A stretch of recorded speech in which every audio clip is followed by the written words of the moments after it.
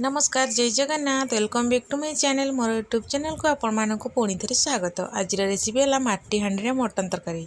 चलते देखिए रेसिपी। प्रथम मटन को मुझे धोईकी रखी चुल्ले हांडी बसई देती। हांडी गरम हो जाए तेजपत्र गोटा गरम मसला देदेबा टे भाजीदेवा। काटिकी रखी प्याज को देदेबा। प्याज शीघ्र सीझापी से लुण देदेबा। भल भाव टे गोलैदेबा। प्याज भजा हो गला।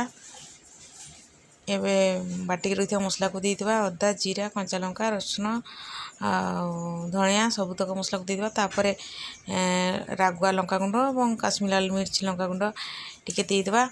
तापर मटन मसला देकी मसला को भल भाव में कषिबा।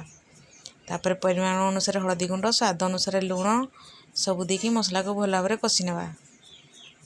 मसला कषा हो गला। एबे ग्राइंडर कपटी धोईकी पानी देदेबा। तापर अल्प टमाटो देदेबा। ताको भल भाव में गोलैकी ढांकीदेबा। नाकुणी खोलिकी देखिबा टमाटो सब सीझी। मसला को भल भाव में कषिदेबा। तापर मटन को देदेबा।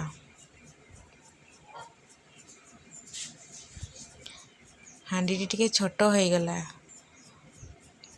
तापर ताको ढांकीदेबा गोलैकी। ढाकुणी खोलिकी देखा। तापर धीरे धीरे करके गलैबा कहीं हांडी छोट मोर।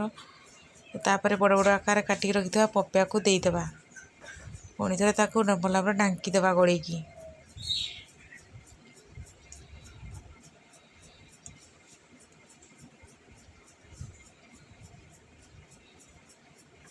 यही भाव में गोड़े गोड़े ढांकी ढांकी देखिए कहीं मो हांडी छोट अच्छी तो रही रही पानी देवा।